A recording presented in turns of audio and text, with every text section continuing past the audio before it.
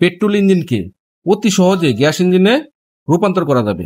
আবার একটি সুইচের মাধ্যমে মোটরসাইকেল তেলেও চলবে। এলপিজি হলো গ্রিন ফুয়েল, এতে কোনো কার্বন নেই, ইঞ্জিনের প্লাগে কোনো কার্বন পড়ে না। এলপিজি তে ইঞ্জিন থাকবে সুরক্ষিত।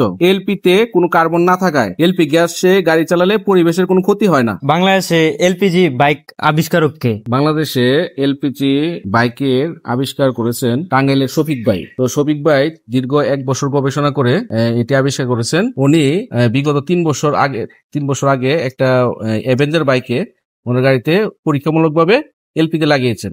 ভাই, আমরা বাইকে যে এলপিজি কেন করব, এটার সুযোগ সুবিধাটা কেমন? জি, একটা ভালো প্রশ্ন করেছেন। বাইকে এলপিজি কেন করবেন? আপনার বর্তমান বাজারে তেলের যে দাম, 1 লিটার তেলের দাম 120 থেকে 125 টাকা। তো আমরা তেল কিন্তু বাইকাররা হিমশিম খাচ্ছে। সেক্ষেত্রে আপনার যদি 1 লিটার তেলে যদি আপনার 50 কিলোমিটার যায়, 1 লিটার তেলের দাম হলো 120 টাকা, যাইতেছে 50 কিলোমিটার। আর আপনি যদি এলপিজি গ্যাস করেন তাহলে 62 টাকায় যাবে আপনার 50 কিলোমিটার। মানে আপনার যদি টাকার অ্যামাউন্টটা কমে আসবে। জি, আপনার যদি মাসে 5,000 টাকা খরচ হয়ে থাকে, এলপি গ্যাসে খরচ হবে আপনার 2,500 টাকা। আপনার বছরে চিন্তা করেন কত টাকা বাঁচতেছে। তাহলে তো অনেক সুযোগ সুবিধা আছে। জি, এই জন্যই আমাদের সব বাইকারদের এলপিজি করা উচিত। এলপিজি হইতেছে liquefied petroleum gas. LPG octane ও পেট্রোলের অবশিষ্ট অংশ থেকে তৈরি। অকটেন ও পেট্রোলে যেহেতু বাইক চলতে পারে, সেহেতু এলপিজিতে বাইক চলবে। এলপিজি প্রিমিয়াম গ্রেডের অকটেন, কাজে এলপিজিতে বাইক চালালে ইঞ্জিনের কোনো ক্ষতি হয় না। আচ্ছা, এলপিজি যখন আমরা কনভার্ট করব বাইকে, তখন বাইক কি আগের গতিতে চলবে নাকি এটা কোনো নরমাল হবে? এটার কোনো চেঞ্জেস আসবে কিনা? জি, এটা ভালো একটা প্রশ্ন করছেন। তো আমরা বাইকে এলপিজি করলে এই তেলের শক্তিতে আগে তেলেতে যেভাবে চলতো এইভাবে কি শক্তিটা কমে আসবে নাকি আর একটু? জি বলছি।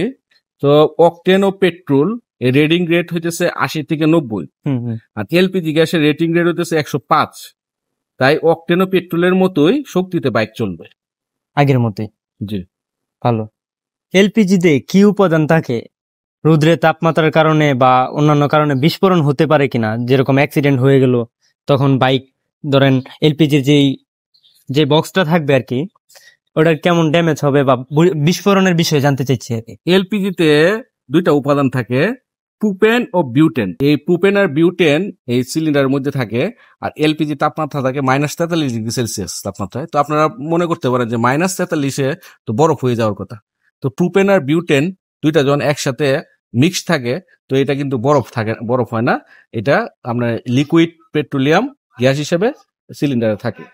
আপনি যদি সারাদিন বাইকটা রোদে রাখেন, যেহেতু -43°C তাপমাত্রা থাকে, এটা বিস্ফোরণ হবে না। এলপিজি প্রেসার থাকে 250 PSI, 250 PSI।